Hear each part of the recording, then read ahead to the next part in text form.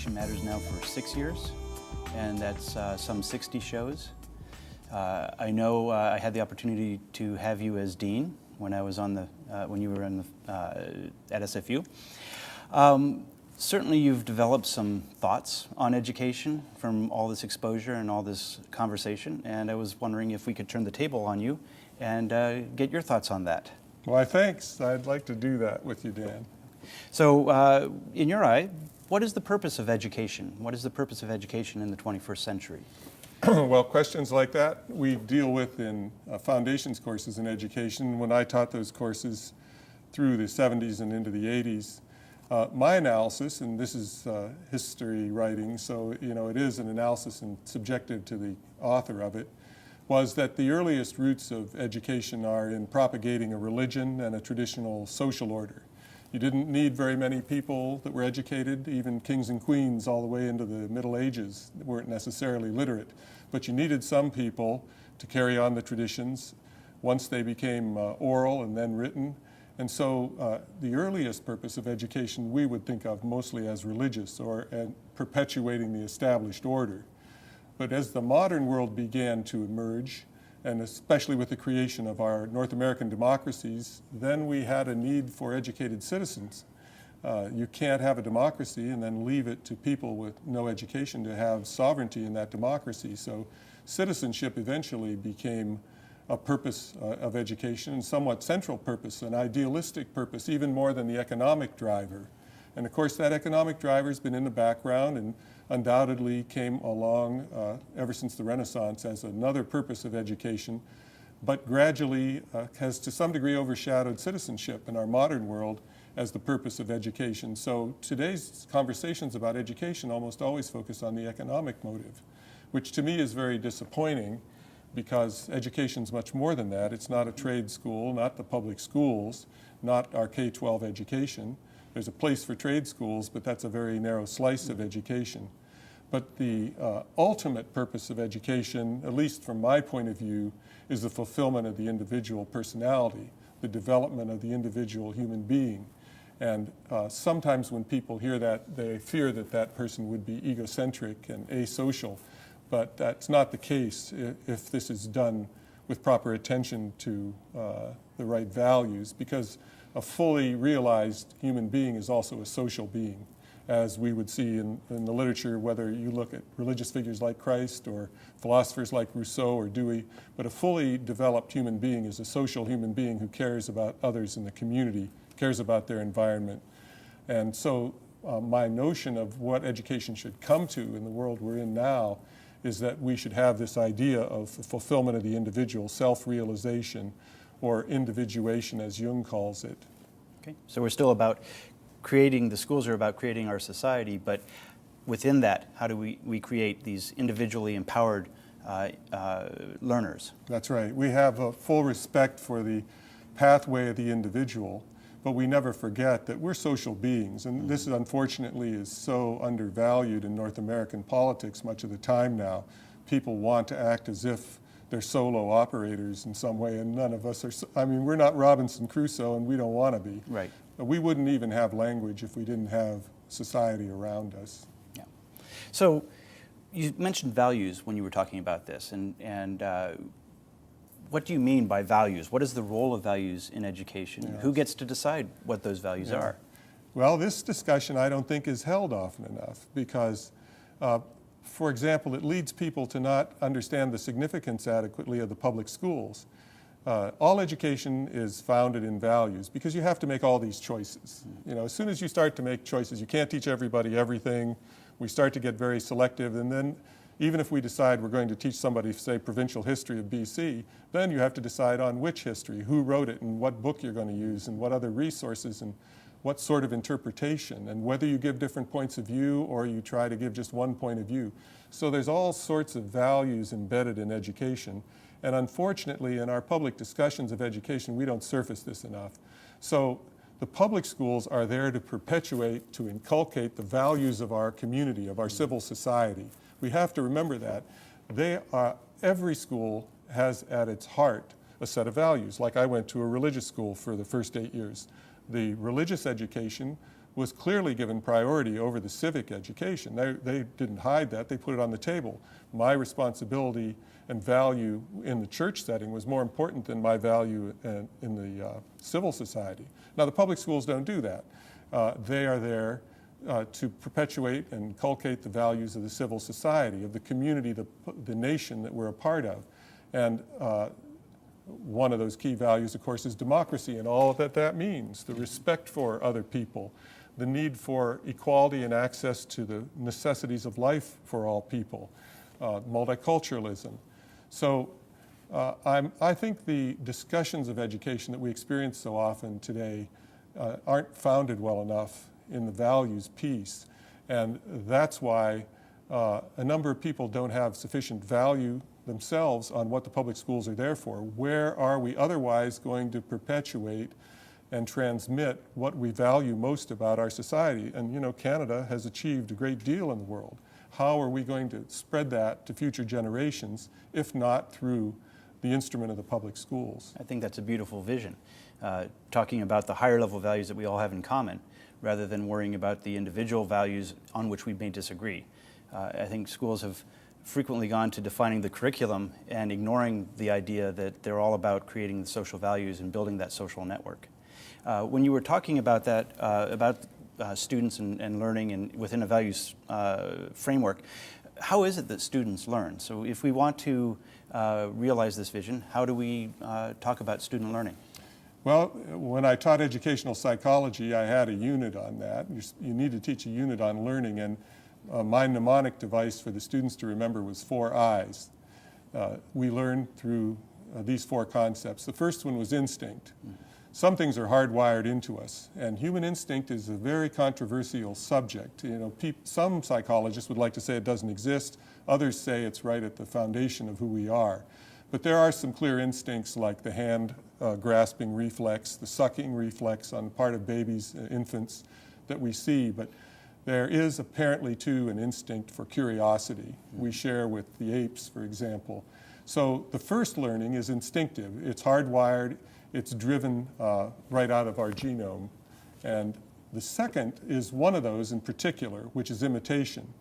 One of our instincts is to imitate. That's how we learn language, for example.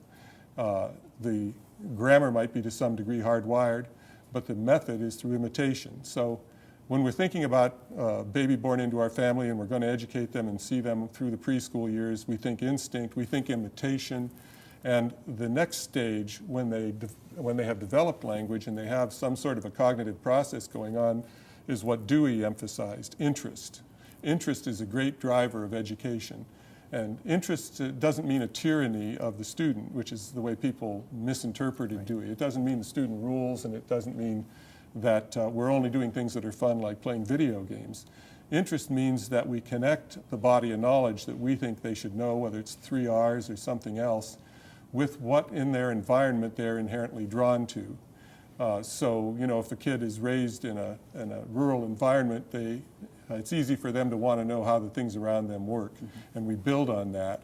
And that takes us through much of the school years if we're continually connecting. That's why it helps us if we concretize the school experience, and if at a reasonably early age we start to give kids a chance to test out their vocational interests, to work with their hands or trades or math or computers or whatever it is that might connect them to the social and economic world. Those are some of the ways that we draw on interest. And then the consummate way of learning is through intuition. As Whitehead said, you know, the ultimate stage of learning is generalization, like the person who learns to play a musical instrument, performs it, and then eventually composes. So the highest order of education, like you get for an upperclassman at university or for a graduate student, is to do some creating, to get outside the box, to make a contribution to knowledge, not just to be parroting what others have learned. Yeah, can you tell me a little bit more about that development of the individual? Is there a connection between learning and development? If we choose to make it so, and this has been another one of our problems in society, is we don't turn our intellectual powers on the problem of leading our own lives. we think we'll, for example, try to make a lot of money and all the other problems will be solved. But we should turn those intellectual powers on the problem of having a good life, having a healthy, balanced, productive, and valuable life. And so there is a connection between learning and development, but we have to surface that value. It doesn't happen automatically, and you see all sorts of people pursuing other things, hoping or assuming that it'll make their lives work, but it doesn't always happen that way. Well, but our society is about making money and getting rich. So, my motivation is to go to school and get a good job so I can make a lot of money. What motivates learning? Yeah. Well, according to Jung and others in the lifespan developmental psychology business, there is a kind of realization of one's personality that's at the heart of driving learning.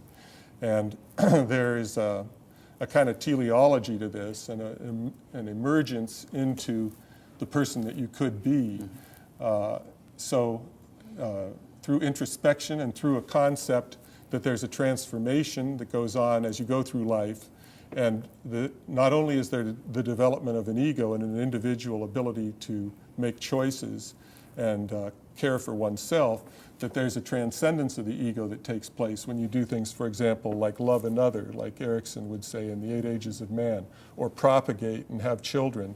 And you find meaning in your life through giving to others, not just through doing things for yourself. So that speaks much more to the intrinsic motivation to learn and to improve yourself and to find out more about the environment and the curiosity that you were talking about earlier. Yeah, and the transformation of the ego. If you only imitate, and that was that second stage of learning, if you only imitate, that's not enough in our world because the norm in our society is kind of problematic. I mean, there are outliers who are very advanced or they're sociopaths, but the norm in our society in North America is still kind of a fixation on the ego and the individual rather than a full appreciation of the community that we're in and the interconnectedness among us. I mean, we're more like a beehive than we are like a lone wolf. Right. But we don't, you don't get that by imitating unless you're pretty selective about what you imitate. Yeah. So all of this said, getting back to some earlier conversations you've had, I know, with many of your guests, how can we evaluate learning? How can we evaluate school success with all this complexity you've identified? Some schools lately have been having some great success with writing projects, and we had at SFU some exceptional work done in our ELL sections with encouraging people not to write to perfect the skill of writing, but to writing for self-expression. Writing is a special medium, because it fixes things in front of us. It allows the flow of life to be nailed down a little bit. And so that's one example of a way that we break out of the box and begin to document and look at ourselves. But there's a lot of ways. It can be done through the arts, through people expressing themselves in portfolio form. It can be done through interview. But ultimately, evaluation, and if you study the writing of the most outstanding professional education evaluators, it is ultimately expert opinion. It's a consultation. So ultimately, you have to have one or more people whose opinions are greatly valued by you, advising you of the quality of where you stand in your education to that point. Clearly, you've done a lot of reading, a lot of research in this area, and you've set a buzz in me, for sure. So if I'm going to look at some of the historical figures who've influenced you, who've influenced education, you mentioned Jung and Dewey and others, can you tell me more about some of the key historical figures in education and what their influence has been? Now again, this is somewhat personal and subjective because, Right. Of course, there have been thousands of people with good things to say about education, but for me, the key figure is Socrates, who taught us Socratic doubt, to have a questioning, skeptical attitude, not a cynical one, just skeptical, just questioning, not only others and what we see around us, but ourselves.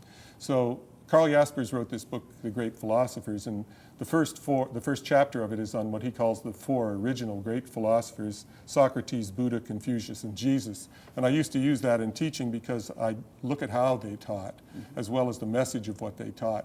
And they each had great contributions to make, but just to gang them together for a moment, Socrates and Confucius were more the pragmatists, who didn't have a lot to say about anything supernatural or an afterlife, but had a great deal to say about how to make a life in this world and how to understand this world better.